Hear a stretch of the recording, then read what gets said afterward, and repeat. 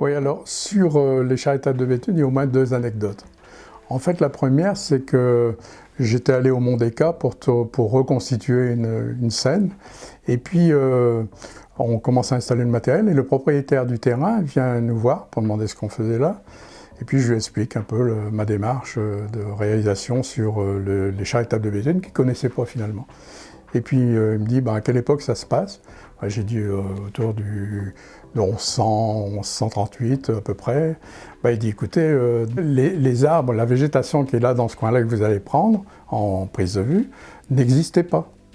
Par contre, alors, là on était surpris parce qu'on ne s'attendait pas à ça. Par contre, il dit, de l'autre côté, ça je suis sûr, il dit, vous pouvez là tout à fait prendre cette végétation. Là, elle était d'époque. Enfin, elle n'est pas d'époque actuellement, mais elle existait.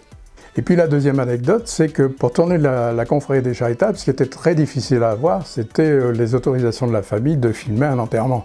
Donc il fallait que j'observe d'abord la nécrologie du coin pour voir ce qui se passait. Et puis ensuite, comme j'avais repéré antérieurement le parcours des charitables, puisqu'ils font toujours le même parcours, que ce soit d'une église à un cimetière ou d'une autre église à un autre cimetière, pour les filmer dans la rue, il ne fallait pas se montrer. Et puis les familles n'aiment pas trop.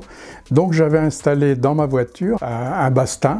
Et puis, pour laisser entrouvert le coffre de la voiture, je m'étais caché dans le coffre de la voiture et avec ma caméra, je filmais l'arrivée des charitables et la sortie des charitables. Voilà, donc ça, c'est ce qui m'a marqué le plus parce qu'il fallait jouer d'astuces pour essayer d'avoir des images.